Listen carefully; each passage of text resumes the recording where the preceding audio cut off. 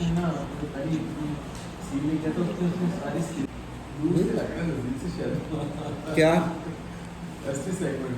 हाँ, मैं उसी की बात कर रहा हूँ कि यहाँ पे आपको क्या अर्ली रीपोलराइजेशन डिफरेंशियल में रखनी है आपने? फर्स्ट पे बनती है। सॉरी सॉरी सॉरी जी।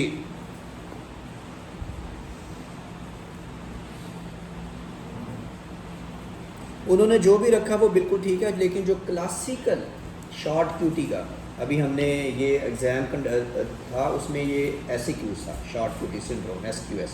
मैंने इसको काफ़ी गो थ्रू किया हुआ बड़ा डेप्थ में। जो क्लासिकल आएगा ना, आपको ST सेगमेंट डिफ्रेंशिएट ही नहीं होगा।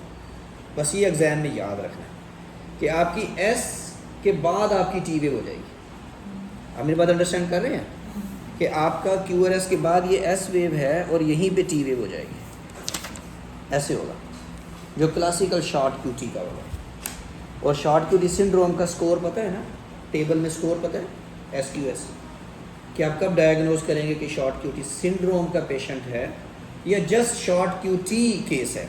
सिंड्रोम का मतलब तो ये है कि आपको या तो एक वैल्यू चाहिए कि यस ये 280, 310, 320 कितने मिली सेकेंड से कम है, तो फिर आप कहेंगे कि यस ये सिंड्रोम में फॉल करता है। अदरवाइज तो हो सकता है कि वो शॉर्ट क्यूटी इंटरवल।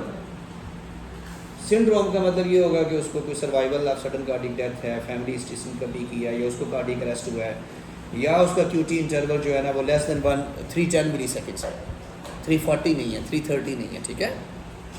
तो यहाँ पर अगर हम देखें तो जो क्लासिकल आपको मिलेगा तो यहाँ पे आपको यहीं पे ही टी वेव ऊपर चली जाएगी, यहीं पे ही, समझ गया। ये छोटा सा बिल्कुल होगा ही नहीं, ये वाली जो चीज़ आपको मिल रही है ना, यहीं पे आपका वो चला जाएगा।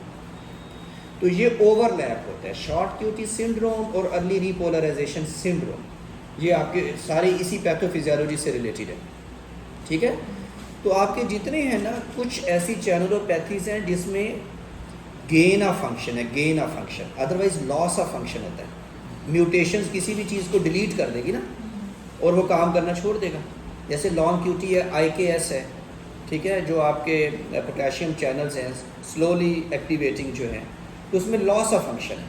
तो वो कौन कौन सी चीज़ें हैं जिसमें गेन ऑफ फंक्शन है, म्यूटेशन ने उसका फंक्शन बढ़ा दिया, वो कौन कौन सी कंडीशन है? एक ये, इसमें क्या होता है, गेन ऑफ फंक्शन होता है, ज़्यादा काम करेंगे तो हाइपरपोलराइजेशन थक करके हो जाएगी, सही हो गया। और कौन सा है? हाँ हाँ, जो SCN5 म्यूटेशन होती है इसमें गेन ऑफ फंक्शन म्यूटेशन होता है। यस, तो इसका मतलब ये है कि वो सोडियम चैनल्स जो हैं, सोडियम कैल्शियम चैनल्स, वो इनवर्ट चलते रहते हैं, आते रहते हैं, इसलिए जो है QTC वो बढ़ जाता है। मीन के ये जो एक्शन पोटेंशियल है आपका, ये आपका प्लेटू फेज़ है ना, उसके बाद ये नीचे चला जाता है। अब यहाँ पे आपके सोडियम कैल्शियम चैनल्स काम करते हैं, यहाँ पे तो सोडियम चैनल काम करता है ना, यहाँ पे ITO काम करता है, ठीक है। अब अगर ये यहाँ पे वो इनवर्ट आता रहेगा, तो यही एक्शन पोटेंशियल आपका ये ऐसे हो जाएगा, क्योंकि आपका सोडियम इन्फ्लक्स और कैल्शियम इन्फ्लक्स होता रहता है, उसका एक्सचेंज होता रहता है। तो यहाँ के जो चैनल्स हैं उनका गेन ऑफ फंक्शन है, ठीक है, तो वो आपका उसको मेम्ब्रेन डीपोलराइजेशन उसकी चलती रहती है। तो इसलिए ये कुछ है जिसमें आपको पता होना चाहिए। ब्रूगाडा में क्या होता है? लॉस ऑफ फंक्शन, यही वाला आपका लॉस ऑफ फंक्शन है, ठीक हो गया। तो आपको ये दो एग्जाम में आना चाहिए कि कौन सी कंडीशन है जिसमें गेन ऑफ फंक्शन है, एक आपका ये और दूसरा जैसे इन्होंने कहा लॉन्ग QT3, ठीक है। अच्छा, बतानी थी कि बेसिकली क्या है यहाँ पर, ये मैंने तो इनके लिए किया था कि ये जो कैथीटर है ये एक हिज कैथीटर है, ये वाली कैथीटर, ठीक है। तो हिज आपकी एंटीरियर स्ट्रक्चर है, एंट्रोसेप्टल जो लोकेशन होती है ना वहाँ पे हिज कैथीटर होता है। तो RO व्यू में जो ट्राइकस्पिड एनुलस होता है वो ऐसे करके होता है, ये डॉटेड। तो ये दिखाया हुआ है कि ये आपका राइट एटियल अपेंडेज देखा और हिज का आपने डिस्टेंस देखना है। यहाँ पर आप देखें तो हिज काफ़ी ऊपर है, यहाँ पे थोड़ा सा नीचे आया हुआ है। यहाँ पे भी अगर आप देखें तो ये आपका कॉर्नरी साइनस है, ऑस है उसका, ये ट्राइकस्पिड सेप्टल लीफलेट है ट्राइकस्पिड वैल्व का, तो ये उसने बनाया हुआ AV नोड, ठीक है। यहाँ पे भी उसने बनाया हुआ AV नोड। अब ये देखें कि ये जो ट्राइंगल ऑफ कॉक है मीन कि जो सी एस ऑस इसकी बेस बनाती है, ये टेंडन ऑफ टोडारो है और ये सेप्टल लीफ लेटर ट्राइकस्पिड का। यहाँ पे आपका कितना सुपीरियर है एवी नोड, ठीक है, यहाँ पे कितना इंफीरियरली डिस्प्लेस है। तो ये कंडक्शन सिस्टम की वेरिएशंस पता होनी चाहिए मुज़म्मिल।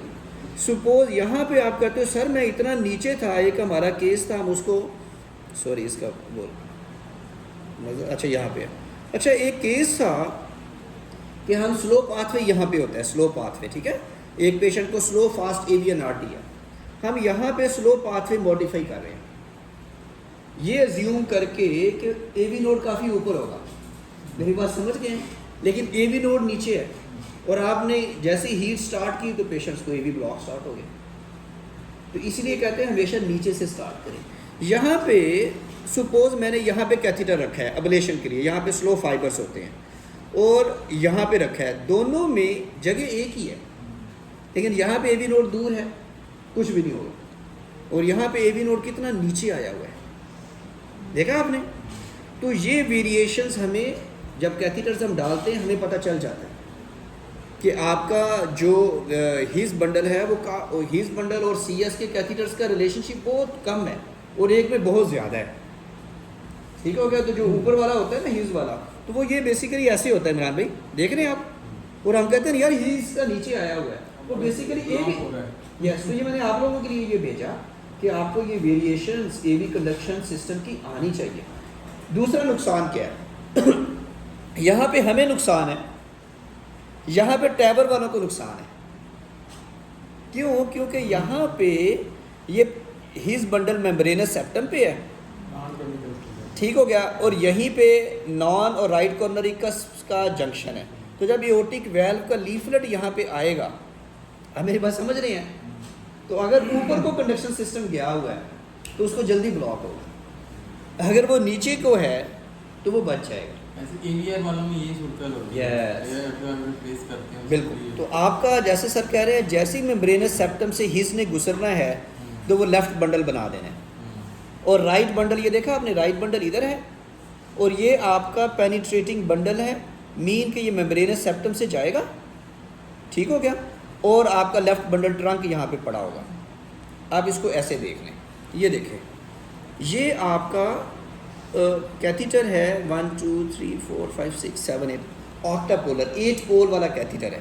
अच्छा, उन्होंने यहाँ पे कैथीटर रखा है और आपको रिलेशनशिप बताया है कि जो आपका टैवर करते हैं या aortic valve anatomy in relation to conduction system. अब यहाँ पे अब आप देख रहे हैं कि ये क्या लिखा हुआ उसने, ये एवी नोड है, ये बंडल ऑफ हिज है, ये राइट बंडल है, ये लेफ्ट बंडल का ट्रंक है, ये लेफ्ट एंटीरियर फेसिकल है, और ये सॉरी लेफ्ट पोस्टीरियर फेसिकल है, और ये लेफ्ट एंटीरियर फेसिकल। अब दोनों सिचुएशन में अगर आप ये देखें, सॉरी ठीक है, नॉन कोरोनरी कस्प, तो नॉन कोरोनरी कस्प और यहाँ पे राइट कोरोनरी कस्प, उन दोनों के दरमियान की जो ट्राइंगल होती है वहाँ पे मेम्ब्रेनस सेप्टम या हिज होता है। तो इस सिचुएशन में अगर आपका ये वाला जो कंडक्शन सिस्टम है ये थोड़ा सा उठा हुआ होगा और यहीं पे आपने टैबर के लिए वो आपने रखना है, तो यहाँ पे आप देखें कि जो लेफ़्ट बंडल है, लेफ़्ट साइड से है ना आपका एओर्टिक रूट, लेफ़्ट साइड से, तो वो जो स्ट्रट्स हैं वो इसको इम्पिंच करेंगे।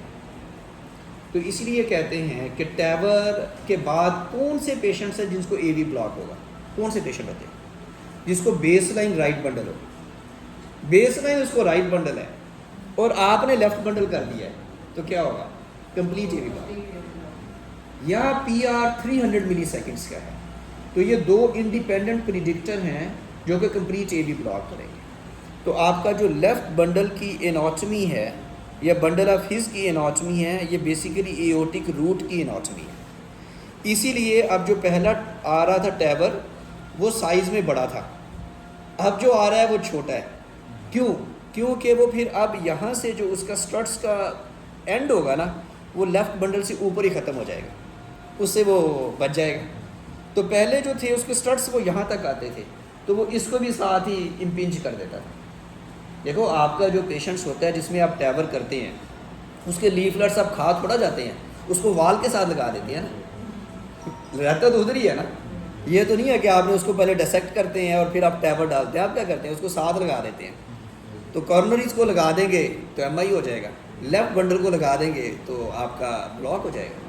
तो इसलिए अब जो न्यूअर जनरेशन्स आ रही हैं वो इसी कॉन्सेप्ट को देख के सब कुछ कर रही हैं। और ये आप लोगों को कॉन्सेप्ट आना चाहिए कि आपका जो कंडक्शन सिस्टम पड़ा हुआ है और इतनी ये जो आपकी इम्पॉर्टेंट एनाटॉमी है कि आप इसके ऊपर डिस्कशन कर लें तो कार्डियक सर्जन भी इसके ऊपर डिस्कस कर सकता है, आपका इंटरवेंशन वाला भी कर सकता है, ईपी वाला भी कर सकता है। अब उसने एओटिक रूट इनलार्जमेंट करनी है, एओटिक रूट के लिए एओटिक वैल्व के लिए बायो या मैकेनिकल वैल्व डालना है, उसको सब पता होना चाहिए। तो इसीलिए इन पेशेंट्स में जब भी आप देखा करें तो आप सीटी करवाया करें। तो अगर कैल्सिफिकेशन बहुत ज़्यादा है तो वो फिर जो नॉन कोरोनरी कस्प की कैल्सिफिकेशन होगी या राइट कोरोनरी कस्प की कैल्सिफिकेशन होगी तो इसका मतलब है वो आपके कंडक्शन सिस्टम के बहुत करीब है। तो जब वहाँ पे सर्जन काम करेगा कैल्सिफिकेशन के लिए तो हमें जो बाद में कॉल आती हैं पोस्ट AVR तो वो इसलिए आती है। तो वो ये कहते हैं ये क्यों रिकवर नहीं किया। अगर इन्फ्लेमेशन मैकेनिज्म है तो रिकवर कर जाएगा, अगर ये वाला मैकेनिज्म है कैल्सिफिकेशन और सारी चीज़ें फिर वो चांसेस बहुत कम है। तो बहुत सारे हमने डुअल चैम्बर डाल के घर भेजा है, वो मेजॉरिटी मैं जाके उनके नोट्स देखता था, मैं उन्हें कहता था कि मुझे नोट्स दिखाएं कि पर ऑपरेटिव आपकी यहाँ की फाइंडिंग्स क्या थी, फिर उनको आंसर होता था स्टीरॉइड्स का फ़ायदा होगा या नहीं होगा। नहीं सर ये तो बस हमें पता कि हम इससे कैसे निकले इस केस से, तो फिर हमें भी पता था कि हमने जल्दी करना है। हाँ रियली अच्छा ऐसी केस है कल